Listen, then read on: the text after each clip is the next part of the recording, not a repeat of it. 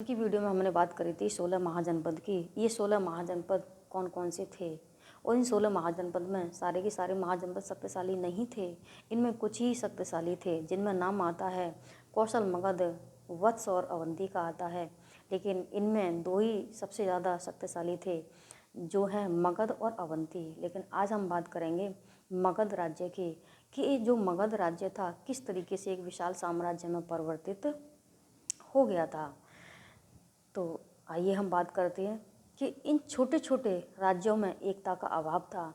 एक राज्य दूसरे राज्य से अधिक शक्तिशाली बनना चाहता था। इस बात को लेकर के इनमें आपस में संघर्ष होता रहता था और हमने देखा। अब हम आगे देखते हैं कि बड़े बड़े राज्य छोटे छोटे राज्यों को हड़पते हुए चले गए थे। जिस तरीके से एक समुद्र में जो विशाल मछली होती है छोटी छोटी मछलियों को निगल जाती है, ठीक उसी तरीके से बड़े बड़े राज्य भी छोटे छोटे राज्यों को हड़पते हुए चले गए थे। अब हम आगे देखते हैं कि ये राज्य अपने क्षेत्र का विस्तार करने के लिए ये राज्य अपने क्षेत्र का विस्तार करने के लिए और अपने प्रभाव को दिखाने के लिए ये तरह तरह के नीतियाँ अपनाने लगे या तरह तरह के ये तरीके अपनाने लगे, जैसे कि दूसरे राज्यों से संबंध स्थापित करना या दूसरे राज्यों से मित्रता का संबंध रखना, है ना, वैवाहिक संबंध करके रिश्ते बनाना, संधि करना या फिर सीधे आक्रमण करना।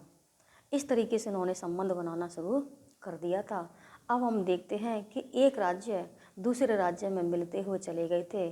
अंत में मगध जो राज्य था एक शक्तिशाली राज्य बन गया था। अब साम्राज्य उसे कहते हैं कि जब राजा अपने राज्य की सीमा का अत्यधिक विस्तार कर लेता है तो ऐसा राज्य साम्राज्य में परिवर्तित हो जाता है। 6ठी शताब्दी ईसा पूर्व से लेकर मगध साम्राज्य में 3 राजवंशों का शासन रहा था, जिसमें सबसे पहले नाम आता है हर्यक वंश और दूसरा आता है शिशुनाग वंश और तीसरा आता है नंद वंश।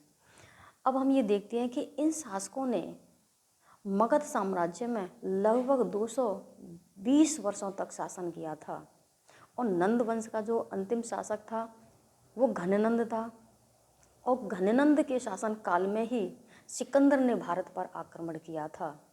अब हम ये देखते हैं कि मगध साम्राज्य के जो शासक थे अपना क्षेत्र विस्तार करने के लिए तरह तरह की नीतियों को अपनाने लगे थे। इनके पास एक बहुत बड़ी विशाल सेना हुआ करती थी और हजारों की संख्या में घुड़सवार थे, हाथी थे।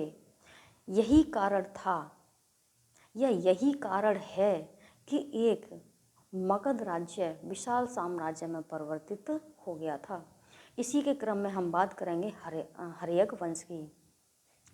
हर्यक वंश का जो वास्तविक संस्थापक था या वास्तविक संस्थापक बिम्बसार को माना जाता है। यह हर्यक वंश से संबंधित था। बिम्बसार 15 वर्ष की आयु में मगध का नरेश बन गया था। सबसे पहले इसने राजवंशों के साथ वैवाहिक संबंध स्थापित करके अपनी स्थिति को सुदृढ़ बना लिया था इसने। फिर इसने क्या किया कि लक्ष्मीगढ़ राज्य के शासक चेतक की पुत्री चिलना के साथ इन्होंने विवाह किया था और ये विवाह करके इसने मगध की उत्तर वाली सीमा को इसने सुरक्षित कर लिया था। फिर इसने दूसरा विवाह कौशल नरेश प्रसेनजित की बहन महाकौशला के साथ किया था और इस वैवाहिक संबंध से इसने काशी का प्रांत अपने हाथ में ले लिया था। इस तरीके से इसने कई वैवाहिक संबंध और भी बनाए थे, जिसमें नाम निकल के आता है राजकुमारी क्षमा का। इसने राजकुमारी क्षमा के साथ भी वैवाहिक संबंध बनाए थे। अब हम ये देखते हैं कि जैन ग्रंथ और बौद्ध ग्रंथ के अनुसार बिम्बसार का जो पुत्र था अजातशत्रु, उसने अपने पिता को ही कैदी बना करके कारागार में डाल दिया या जेल में डाल दिया और उसके बाद जब बिम्बसार की जो मृत्यु होती है वो लगभग 492 ईस्वी के समथिंग यानी इसके आसपास उसकी मृत्यु हो जाती है, 492 ईस्वी तक। अब हम ये देखते हैं कि बिम्बसार का पुत्र अजातशत्रु कुड़िक यानी बिम्बिसार का जो पुत्र था कुड़िक अजातशत्रु बाद में मगध का शासक बन जाता है और यह भी अपने पिता की तरह साम्राज्यवादी था।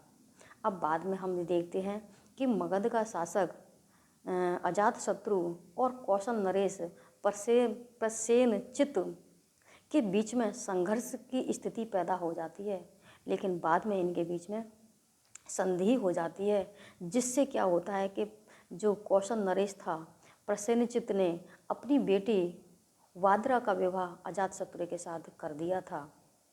अब हम आगे देखते हैं कि अजातशत्रु का जो उत्तराधिकारी उदयन था, उसने मगध साम्राज्य की राजधानी राजगृह से हटा करके पाटलिपुत्र स्थानांतरित कर दी थी।